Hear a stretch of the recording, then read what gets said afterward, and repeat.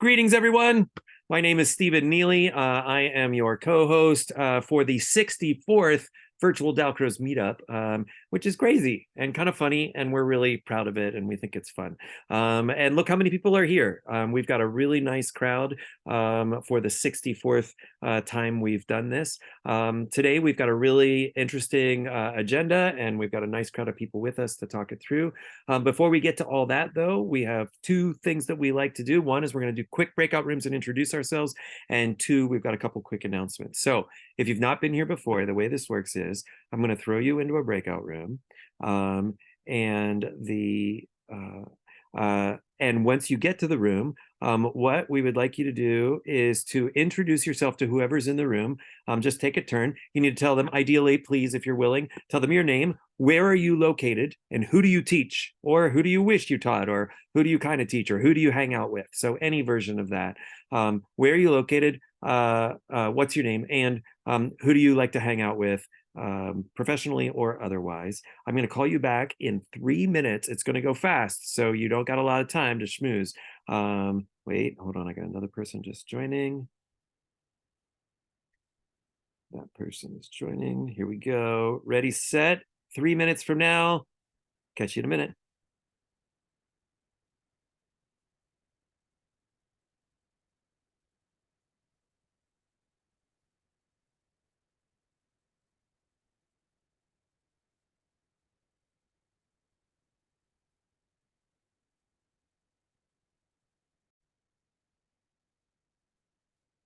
Hey, everybody back with a nice smile. That's what we like to see. Hopefully you had just enough time to say your name and a little bit about yourself. I hope everybody was able to get their 2 cents in, and just enough to make you wanting more. That's always our goal. Before we get into the main work of the day, we want to just remind you that the meetups for the new season, for the new year, are just about to be announced. We've consulted with and compared all the calendars and believe that we know when the New Year's meetups and master classes and who they are. And I think we're really close to having our ducks in a row to the point where we can announce to everybody what's happening. But we've got a really great lineup of master classes for the new year, for the first half of the new year. So we hope everybody will come, and we're continuing to do the meetups. We've been saying from the beginning that as long as people keep showing up, we're really excited to keep this community going, and today's a really just lovely example of how many people might come to one of the meetups. Coming up soon is the next and last masterclass of this season, which is Beth Ann Hebron James. Beth Ann's masterclass is coming up this weekend, November 18 or maybe November 19 if you're in the Australia, Japan, Taiwan corridor, and for Europe, Africa, and the States, it'll be on Saturday the 18th. Beth Ann is a wonderful colleague. She holds the Diplôme Supérieur. She's a wonderful musician and just a really interesting, lovely person. And so Beth Ann is putting together the next masterclass. If you've not had a chance to meet Beth Ann and to take a class with her, this might be your, certainly going to be, for most of us, it's your next good opportunity before maybe we all would travel with across an ocean somewhere to find her. So other than that, I just want to introduce my two dear friends and co-conspirators, co-hosts. This is Emma Shubin and Veronica Bileski. Emma, do you want to say hi, and then maybe Veronica will introduce today's agenda. Hey friends, I'm just thrilled to be here. It's in the right time zone for me today. I'm hailing from Luxembourg these days. Just a reminder, the little nonprofit that I am part of, we help sponsor the VDM and the masterclasses. And if you know of someone who hasn't been in these rooms before and needs a little support to make it happen, that's one of the things we try and help provide some financial support if anyone needs a scholarship to attend a masterclass. And we're very proud that we've never turned anyone away. And so those are coming up, and you don't want to miss Beth Ann. She made a lovely little video clip. So if you haven't checked it out, go see what she's cooking up for this weekend. And thank you all for being here. And I guess I'll just add in with that if you didn't see the video clip, then maybe you're not on the mailing list. And so there are two places we would love to have you sign up for. One would be to get on the VDM mailing list. We send out only the most practical emails like twice a month. You just get a note that says, hey, the next meetup's coming. You're not getting spammed with a million things, and you can always opt out if you change your mind. And the other would be to subscribe to our calendar. If you go to the VDM website and click on calendar, there's a button you can subscribe to the calendar, and then you'll never miss any of these meetings because it will convert the time of the meeting into your time zone. So by subscribing to the calendar, you don't ever have to do any math or worry about daylight savings time.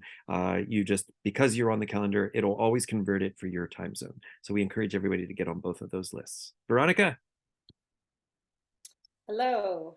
So a few months ago at this point, we asked the VDM community if they would nominate someone to speak at the VDM meetup or if they wanted to nominate themselves. And we're so excited that Josie said yes and connected us with Jeffrey. And we were talking about, putting together a meetup about the Feldenkrais practice. And then I remembered my colleague Eve, who lives in the Boston area, who's also a Feldenkrais practitioner. And so we were really thrilled that both Jeffrey and Eve are free at the same time and here to share with us. And I guess I just want to also say for anyone who is new or who might be listening to this later that this is not a club only for Dalcroze people. This is a club for anyone who's interested in the Dalcroze work. And, we often talk about the principles and practices, but even the people who show up here really regularly, they're not all Dalcroze certified people. Some of them are really interested in the work. Some of them have been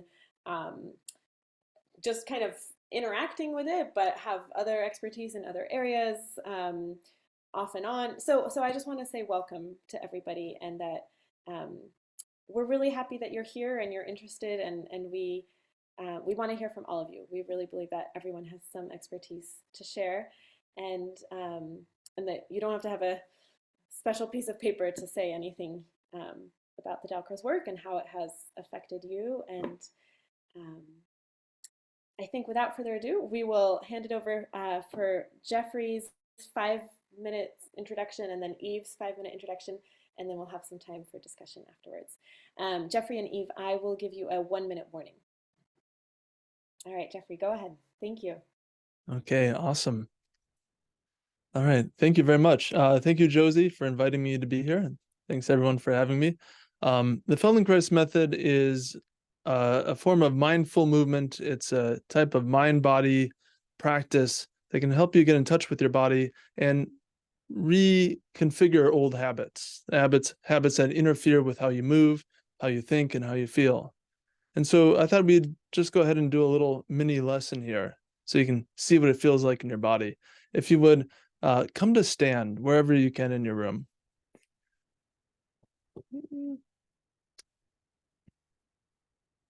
Yeah, so find a place to stand, and you don't even have to look at the camera. You can orient yourself in any direction that you like, that you feel comfortable.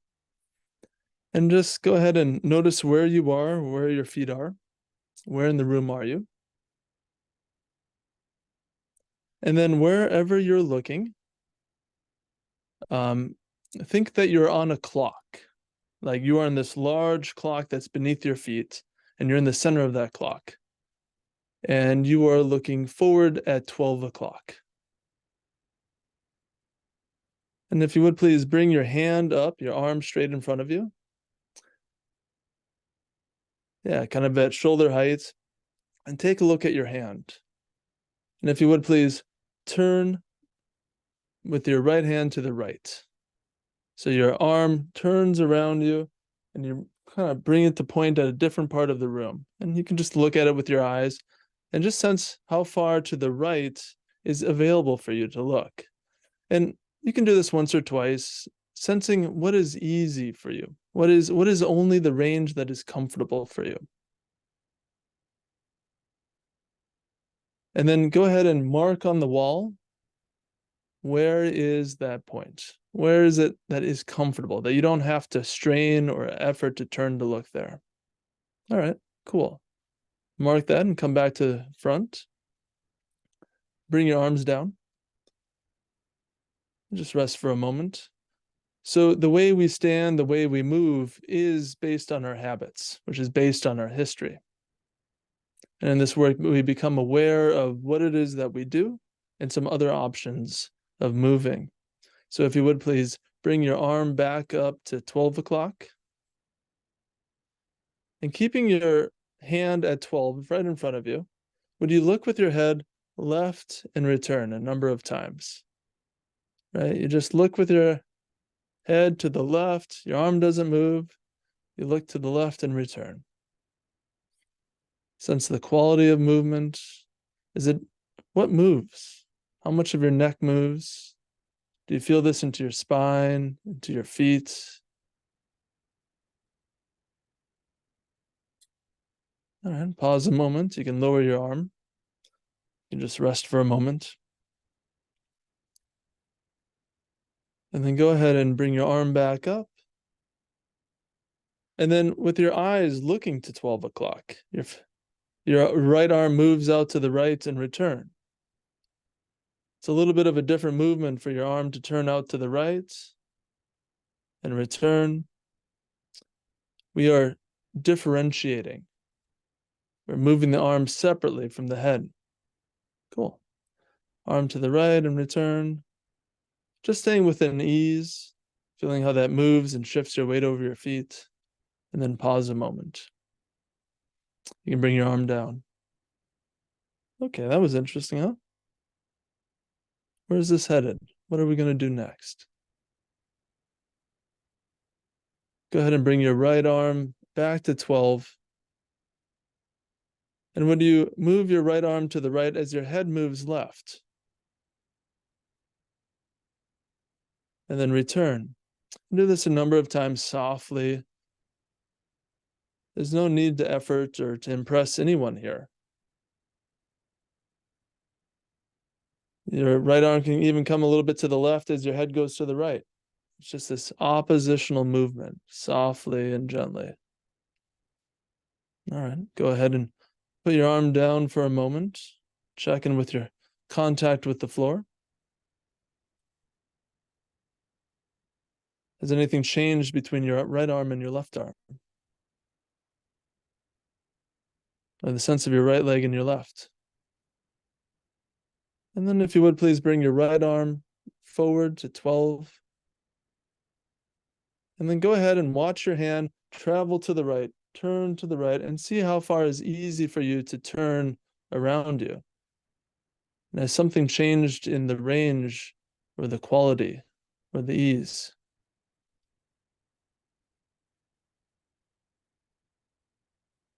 All right, come back to forward. And bring your arm down and go ahead and take a little bit of a walk around. See how it is to move.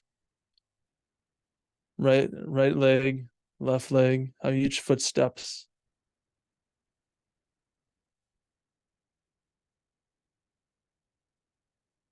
All right, so I believe I've hit my time plus a little bit, so thank you. So what you notice and how you change wasn't because of efforting or straining or working hard. It was about changing how you move. So I'd love to hear about your experience, but I know I have to pass it over to my colleague Eve, who will continue the topic. So thank you. We definitely will share with you, Jeffrey, and thank you. I was so engrossed I forgot to time you. So Whoopsie. Eve, go ahead. Thanks, Jeffrey. That was really lovely. And you know, we're have short on time here, and I was thinking, oh, I'll do another movement lesson, but I almost want to just talk about my experience as a musician coming to this work, and how it's helped me and how I see it, help my students. Does that sound good to pivot a little? Okay. So I found the work in 2010. I was at the Longy School of Music with Veronica and Emma. And there was a course a Feldenkrais course being offered, and I took a whole year of it. And there was a lot of lying on the floor and really slow movement. And I didn't really understand what was going on, but there was something about what was happening that I just really liked. And I happened to be riding on a bus with my viola professor, and I expressed that I was like, I don't know what it is about this Feldenkrais stuff, but I kind of want to do more of it. And he said, oh, you should go take a lesson with Eliza Stewart. And I said, I have no time to take a lesson. I have to do my graduate recital. I have like all of these exams. When am I going to have a lesson? And he said, no, after you graduate, which gives you a sense of my frame of mind of where I was coming from as a, you know, a person who saw how I saw my life.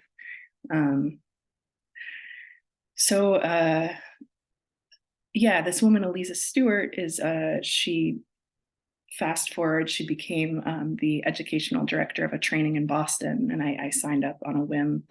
I'm imagining I had a semester or a year of Dalcroze at the Laundry School, and I have pleasant, warm, vague memories of it.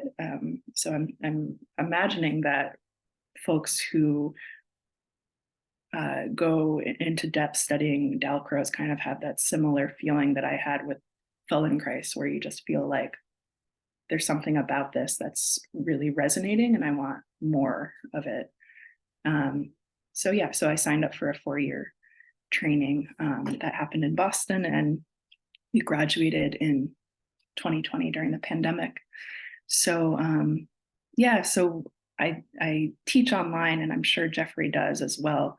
We have 2 modes of working. We have group classes, which we teach online, and we call them awareness through movement. So what Jeffrey just beautifully demonstrated with all of us was like a miniature taste of an awareness through movement lesson. They're kind of these variations, theme and variations that develop, and we also have you could say principles of our work, things like evenly distributing effort throughout a person, and the work is very process oriented, not very goal oriented. And yeah, I mean, as musicians, like we depend so much on these little tiny ends to our extremities, but the work really can help to center more within the center of ourselves, using the big muscles so that our fingers can do the fine, dexterous work. Wow, that was 5 minutes, and I feel like I just started. So let's, I guess, go to questions and discussion.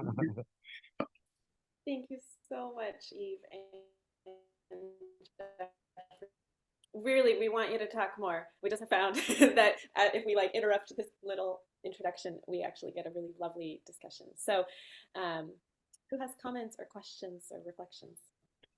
I'll just start by saying to both Eve and Jeffrey, who I'm not sure if either of you have been here before, we very much understand that what you just shared is just the teeniest sliver of the beginning of what could be somebody's life's work. So I don't want either of you to feel any anxiety thinking, oh, someone would think that's the whole thing. We totally understand it even better than the average crowd that you might bump into. So we so appreciate you taking time and actually being so disciplined. I'm like the worst at that. So disciplined to really stick to basically your 5 minutes. It's just a lovely statement. So that's my 2 cents to start. Anybody in the room either have experience with Feldenkrais, or is this the first time you've ever heard of it? Particularly, I love Eve's just starting to talk about what it means to be a musician who has chosen to get into a more somatic practice, and I would love it if we could spend a little time trying to get like where does that start to fit into lessons or to my own performance. I think those would be great. Jeffrey, go for it. Yeah, I actually do have a question for everyone here. I know the 5 minute lesson was a little bit like speed dating with Feldenkrais, but I'm curious, what was your experience? Did something change in how you turned to the right, or in your sense of left and right? If you have any, even a one-word answer would be interesting to hear. I ended up turning farther by the end. So when I turned to the right and looked to where sort of my stop spot was, I went like a fair bit further actually the second time around. Anybody else? Nice. Same. It was Yes, market. Yeah. Okay. So yeah, it sounds like people move further to the right. Yeah, generally. I have big problems with my neck. I mean, really, really Oh, big sure. problem for years and years. But I was able to move more. Somehow for some reason I felt it's very hard for me to look backwards because I get dizzy because I have this thing with my neck. Sure. Yeah. But it was interesting. Yeah, I did feel freer. I don't know why, but I did. Yeah, and Yeah. that's the question I like to pose, because we didn't practice turning to the right. We didn't strain in turning to the right. We didn't like, all right, I'm going to stretch to the right. We did all these other things that led to a change. So Mhm. what changed? So that's kind of the central question in the Feldenkrais work. I think I had maybe one or two other previous Feldenkrais experiences. So I had a feeling that that's kind of was going to be one of the side effects. And the whole time I was just wondering, like, how does this work? Like, okay, so we did, I think, a lot of the opposite movements. Um, and I really enjoyed the part where we were separating the movement of the head and the arm. And so that to me seemed like an important moment. And in Dalcroze also we try to separate things out so that we can then inhibit some of them and keep others going. And so yeah, but I don't know if you I know it's probably, it's all about discovering and enjoying the process, but I actually would be very curious to just hear like a maybe anatomical analysis of like why does that help us have bigger range of motion. I can take a stab at it. Eve, I also open it to you if you'd like to try as well. But to me, it seemed like the answer had something to do with trying less. mhm. Like in the first time, I was kind of, I'm not sure what your exact words were. And I agree, Eve's statement of it was a lovely demonstration. Like I felt very at ease the whole time, and it Yeah. seemed to work. Although, am I locking up?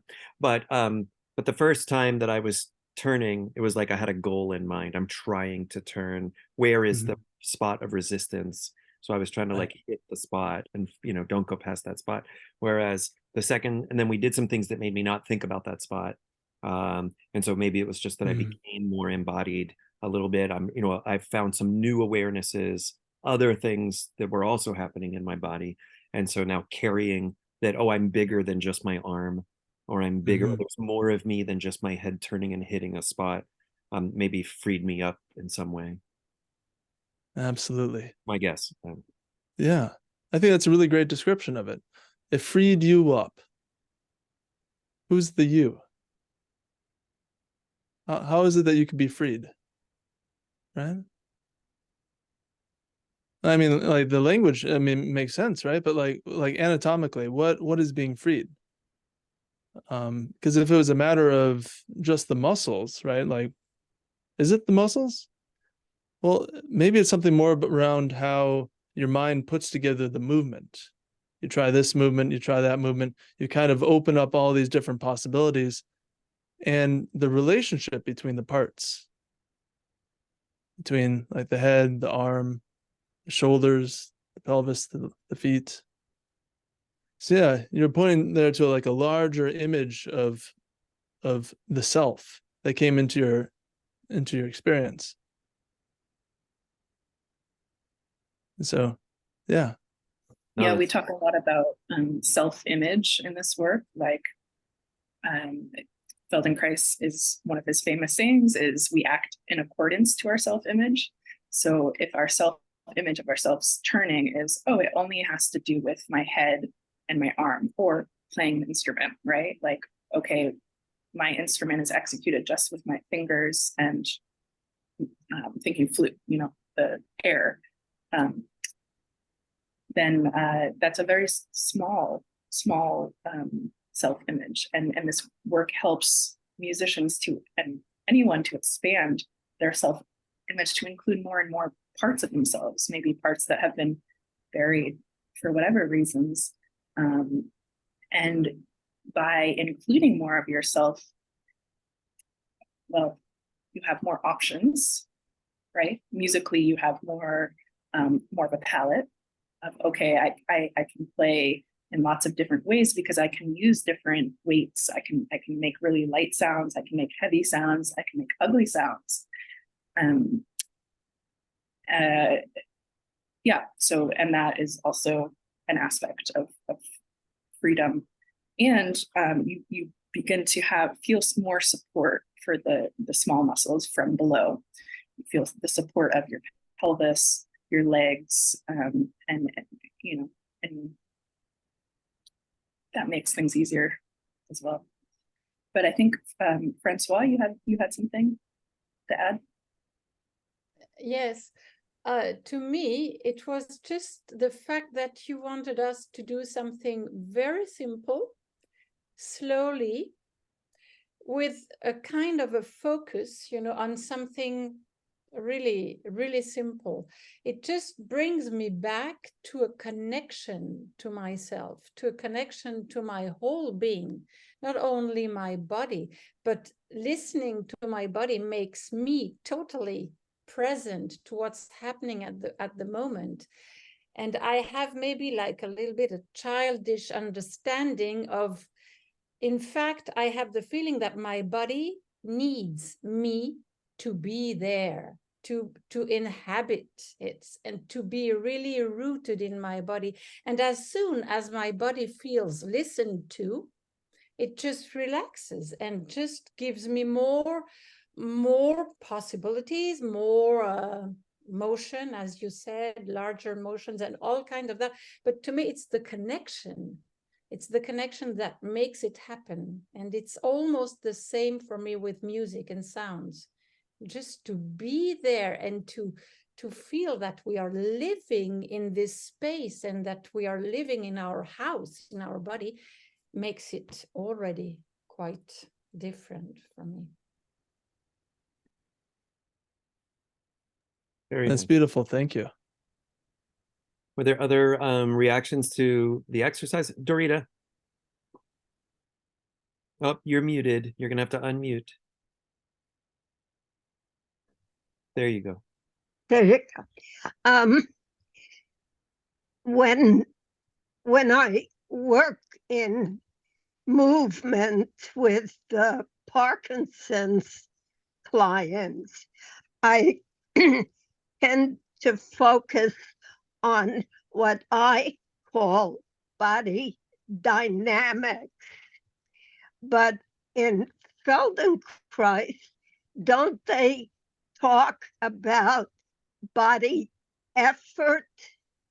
And I ask this because when I moved my arm, even though it was slow, the first time I moved it very simply, very loosely.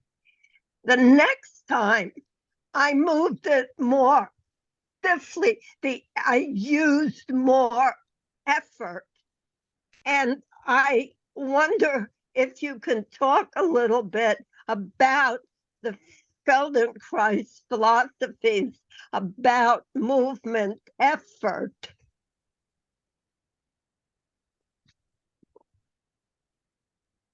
Yeah, I could speak to effort.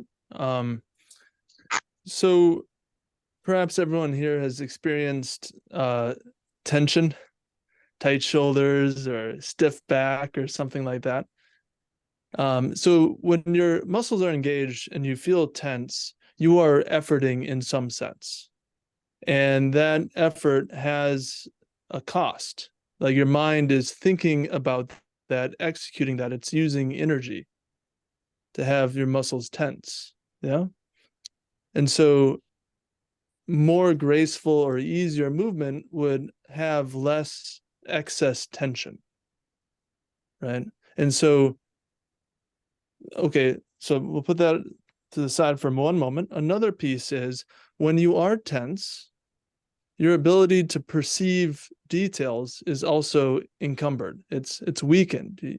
You can't really, like, how clearly can you sense a texture when you feel all bundled up with stress, right? So and if you were to think of if you were to hold a weight that was like 40 pounds and you're holding this weight and you're using all your effort to hold it, and a fly lands on it, would you notice the fly? Right? You wouldn't notice the fly, right? The weight change wouldn't be there. And so if you're efforting a lot, you wouldn't be able to notice a small difference. Okay. So if you had a 1 pound weight or even like a gram of weight and a fly lands on it, would you notice the difference? Right? It's not a lot of effort to hold a gram, but then a fly lands on it, you can notice. So there's a relationship between effort and our perception. And so the general idea in Feldenkrais is that you reduce your effort so you can notice the nuances, notice the changes, notice the differences, our subtle asymmetries from our life of living that continue to exist in our bodies. And so now, what is the importance of effort and tension in action? It's not that you want to be relaxed all the time and have no tension, right? You want to be appropriately tonified. You want to do the amount of effort that you need for the moment, right? You don't want to jam the piano keys harder than you need or lighter than you need, right? You want to find just the right amount. And so part of that is reducing effort to sense the differences, but then you want to use the appropriate effort to get the results you want. I hope that addressed your question. Well, I'm somewhat familiar with Feldenkrais and the concepts of the movement qualities. And in my work with pianists, when I teach piano, I'm constantly referring to the effort or effortless approach to playing, the release of tension in the movement.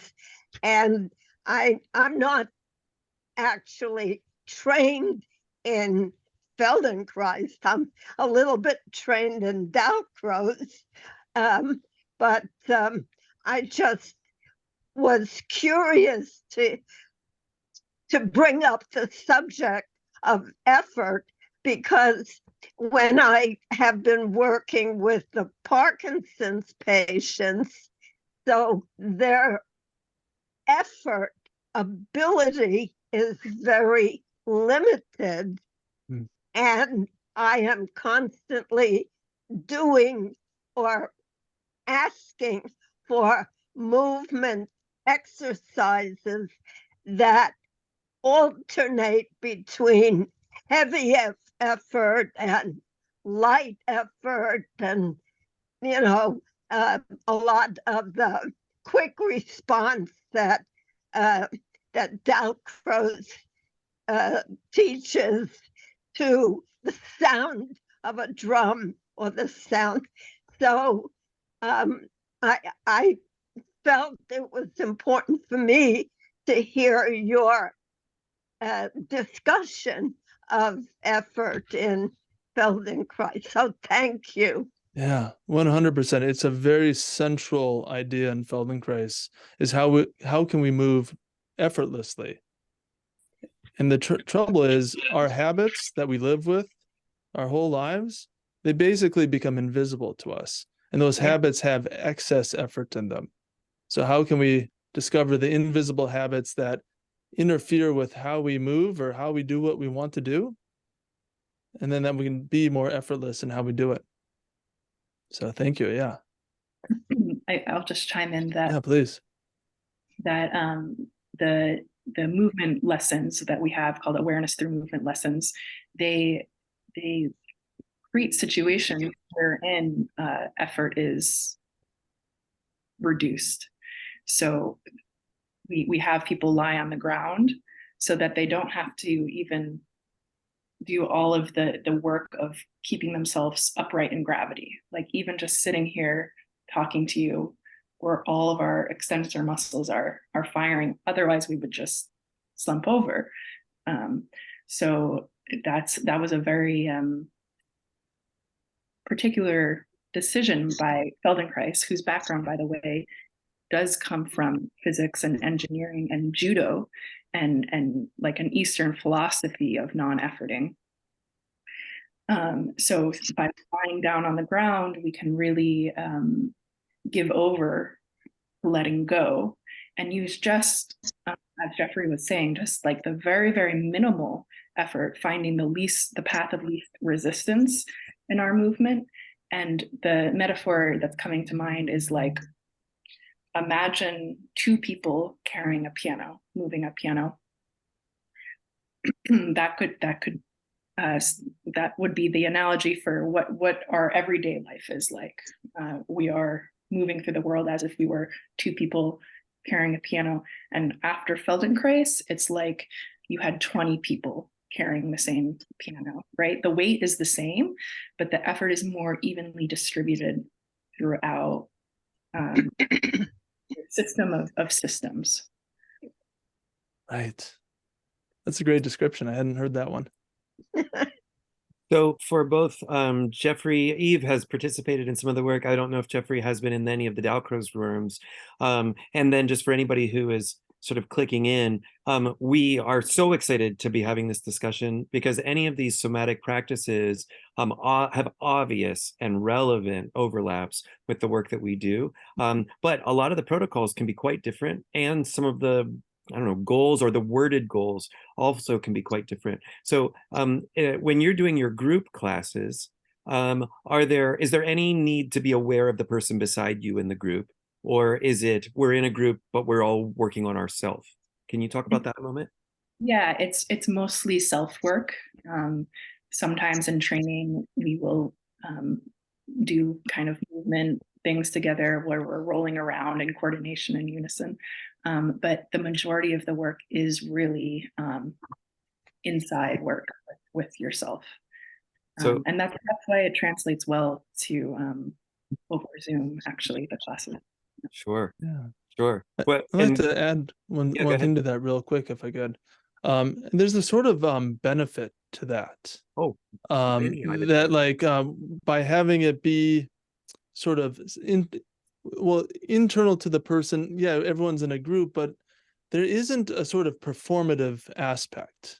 A lot of our habits are tied up in how we feel when we're seen by other people, or how we try to show off or present. There's no need in a Feldenkrais lesson to do well. Actually, it's actually don't do well, like do poorly at this, because in the habit of doing well is something that can interfere with how we want to do what we want to do. And as a teacher, we don't generally do the action. I mean, like let's say in a fitness class or a yoga class, there's often a demonstration. The teacher is doing the movement, right? And then it becomes like some sort of icon to relate to. Okay, that's how I should be, and I'm going to shape myself into that. And okay, I got the pose. Feldenkrais takes all that and puts it aside and says, no, we're not doing that. Like, we're going to ask you questions. We're going to invite you to find the movement internally. And then you shape yourself, because only you know how you feel internally. And so that way you can get kind of deeper to deeper habits of movement that are outside of pursuing some sort of outcome. Very good. Christy. Yeah, thank you. Christy has a hand up. Hi. No, it was your statement of performative aspect. And I teach like 10, 11, 12-year-olds, and I am struggling with their sudden extreme awareness of what everyone else is seeing. And I wondered if you had any recommendations around movement during that prepubescent hyper awareness of other. And I'll say we probably have a couple experts or near experts in the room here. But I don't know if Jeffrey or Eve wants to start, if you have any experience with the little ones. I don't know if you work with kids, Jeffrey, so I could chime in. I love playing with kids. I haven't worked with kids officially, but I could come up with some ideas. But Eve, if you want to go first. Yeah, I mean, Yeah. well, I mean, I teach a little bit of violin still, and I just experiment with having my students do Feldenkrais lessons. Now, I see that that's not very helpful, but things like playing their instrument while lying on their back, playing their instrument while standing on their knees, playing their instrument while leaning against a wall. These kind of variations, getting them to interrupt their habitual relationship to to the world, I think are really good. And my students are approaching that age, 9, 10, 11. And they're actually, I'm finding it's easier for me now to introduce the Feldenkrais work to them because their attention is much, much better than when they were, say, 5 and 6. And I was like, how do I teach body awareness? So it's very much a process of trial and error. And what I can say is the way to generate ideas, because they're very personal, and Jeffrey is going to have, amazing ideas because he's not a musician, and so he thinks from outside, which is really valuable, is to just go to a weekly awareness through movement class for your own self. And then you'll find something one class where they're like, oh, there's something about how they were reaching. I wonder if I brought that to my students and just did a taste, what would happen? Like, how would that affect their sound? How would that affect, because it kind of wakes them up, right? A little bit like, oh, this is different. This is non-habitual. Okay. Yeah. Jeffrey?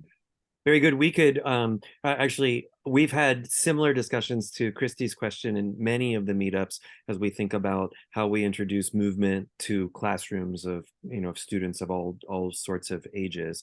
I'm happy to keep talking about that if anybody would like. To offer up some suggestions. Christy, also just separate of the meetup, if you just reach out to Emma or Veronica or me, or actually, I know Dawn has a lot of answers here, and and Josie I know is working with a similar age. A whole bunch of us have spent a lot of time helping the youngins feel safe and creative and at liberty to try new things in the room, and we'll be happy to talk about that with you some more too. Either more of that or other questions. We have about 10 minutes. Is that a hand, Christine? You gotta unmute. Yeah. This has really encouraged me to try to find I've heard of Feldenkrais, of course, obviously, but it's a bit hard to find in my area, but I'm going to look for it a lot now because it's very interesting. But I think it was Feldenkrais, or maybe I'm thinking of another method. I want to know if this was true, that you also do exercises or activities, whatever you call them, with vocal sounds, that you combine them with some kind of vocal sounds. Is that true? Yeah, it's not like a centralized to the work, but I mean, I don't mean voice training. I mean, like, I don't know, with the movement, you do it some kind of sound. I mean, sure. I mean, in my training, we studied the work of what's her name, Krista, Freeing the Natural Voice. Anybody have that? I know the book, and I can't think of the Linklater. Thank you. Incredible work, and Linklater had a workshop with Feldenkrais. So, yeah, people create their own spin-offs or little mashups or their own unique parts of the work. And yeah, sometimes in lessons we'll use the voice, we'll vocalize as a way to get, it's so immediate, it gets very deep. So Like maybe working with the breath or something. Does that have something to do with it? a lot of Yeah. lessons. Yeah, that's what I'm teaching a breathing lesson this week. And what was I going to say? But even lessons that don't have to do with breathing or the voice, you can get up after a lesson and start speaking, and your voice has changed, or it got deeper, or like you feel more, this is my voice. So because when we work with all of the musculature surrounding it, all of the that alignment, but this kind of dynamic alignment. I liked what you were saying, dynamic movement, Garita. We also think about things not being fixed, not being static, but posture being something that is moving. Thank you. Very good. Dawn. Hi, it's great to think of Feldenkrais and do those experiences. I got a lot more range of motion when I did that. And I teach movement in Dalcroze programs and the training programs, and the principles are the core principles of my teaching are efficiency of movement, less effort for maximum expressivity, etc. And my background is in modern dance, and I've done Feldenkrais and Alexander and Bartenieff, and I know a little bit about where each one comes, but they're so similar. There's so much similarity that they kind of all blend together in my experience. And I was fortunate in 1980 to go to a conference of Feldenkrais, Alexander, and Bartenieff, and they, it was like we experienced each one, and Irmgard was actually there in her 80s teaching us, and then we had these roundtable discussions about the overlap of those. Now, that was a long time ago. I'm sure they've done that since then, but I just find a lot of similarity and wonderful differences between like Alexander and Feldenkrais, but they all get to a similar place in terms of awareness and presence in our body. I love what Francoise was saying about how being at home, being in center. When you're in your body and you're centered, the relaxation just kind of happens, which is really great. And I just recently read that John Dewey, the philosopher of education, was a student of Alexander, and Alexander had a big impact on his philosophy. Yeah, and had a big impact on Feldenkrais's philosophy too. That Feldenkrais did study some Alexander and incorporate it as one of the aspects of his work. So that's great. I didn't know that.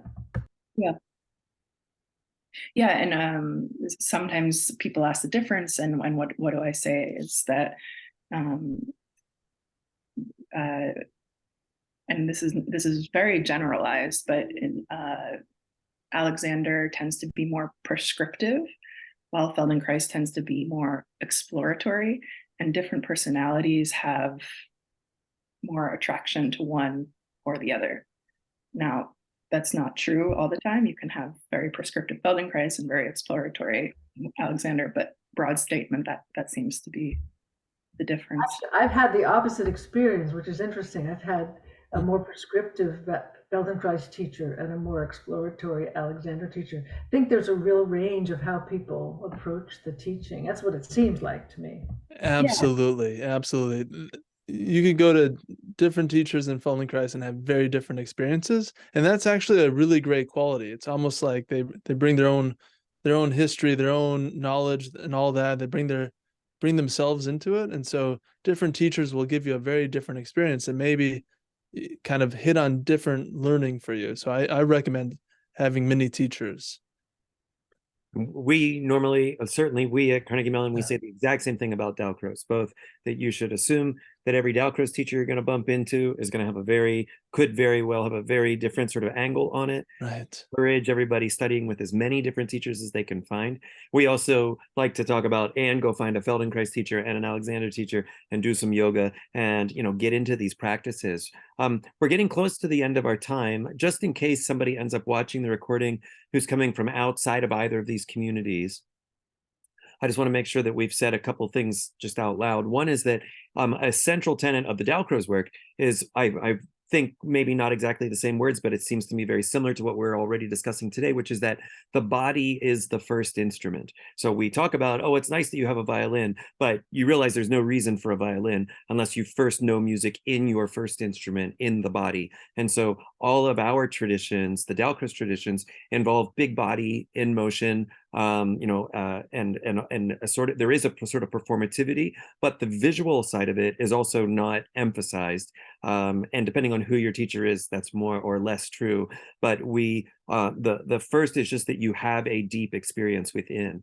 And the reason that we would be so keen to talk, to have a whole session dedicated to Feldenkrais, or a different day to bring in maybe some the Alexander or any of these somatic practices, is because we recognize that in the Feldenkrais work is a crowd of specialists who are fully dedicated to, well, what is that first body? What is the first instrument? What is going on there? And are there any way I could be in more contact or more connection or have a deeper understanding or a more healthy, a more free range within just this first instrument?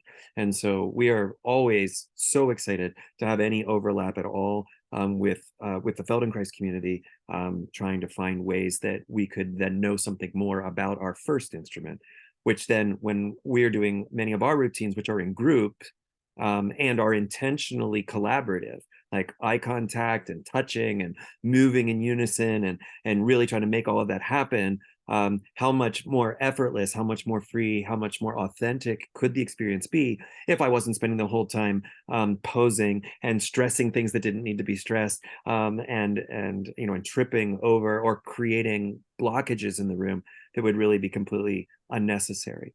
And so I just want to make sure that we just said it for a minute, that they're not the same, of course, but they value so much of the same basic principles that many of us have found such reward in collaborating or finding our way into some of these other classes. Alice, go for it. You might get the last of the day. Okay, just a quick word. Ruth Stewart, who is one of the great Dalcroze researchers in Britain, said, and most people in Britain don't talk about a Dalcroze method. They talk about Dalcroze approach, and Ruth herself described it as a resource. Dalcroze himself was constantly evolving and having different ways of doing things. And so I think that's a great application as well for what you've been describing about Feldenkrais. It's a resource that gives you tools and ideas for teaching, but it's not a specific method. So I just wanted to say that because I think that describes our work as well. Thanks. Yes, Elisa Stewart said exactly. It's not she used the word approach rather than method. Right. More alive about that. Great. Yeah. That reminds me of becoming more of a resource is like going from being a 3-speed bike to a 21-speed bike. You're more adaptable to more environments. It's great. Right. Well, friends, it's on the hour. We always try to start on time and we try to end on time just so that everybody keeps coming back and knows what the commitment is. I want to thank Eve and Jeffrey specifically. Josie, thank you so much for suggesting that we have this talk today. I hope everybody will come back. I hope that you'll all subscribe to the mailing list to get just a couple, I swear, very simple, very few emails, but it helps you be reminded of when we're meeting and what the hours are and what the topics are. We also hope that you will subscribe to the calendar so you always have the times converted to your time zone. You can find previous recordings by going to virtualdalcroze.org, which is the website where you can find our mailing list, our calendar, and the link to the archives, which will then jump you to our YouTube page, where you can see 63 prior hours of meetups. And through our main website, you can also register to watch all our prior master classes, which there's been quite a few of those, with some of the most outstanding Dalcroze teachers worldwide. And so the very next of which is this coming Saturday with Beth Ann Hibron James, who hails from Wales. And Beth Ann is just a lovely instructor and so smart. And so we're really excited to be there. If you haven't registered yet, please register and join us in just a couple days to see Beth Ann. Veronica, Emma, anything more? Thanks, Thank you all. There were a few people who didn't have a chance to share. I saw some raised hands, so just email us your thoughts here at this email. We actually love to just email individually with you and keep chatting also. So just email us, and maybe we'll throw in some of your reflections in our next newsletter too, to share them with people, or you can always feel free to use our Facebook group also, just to leave some more things for us to think about.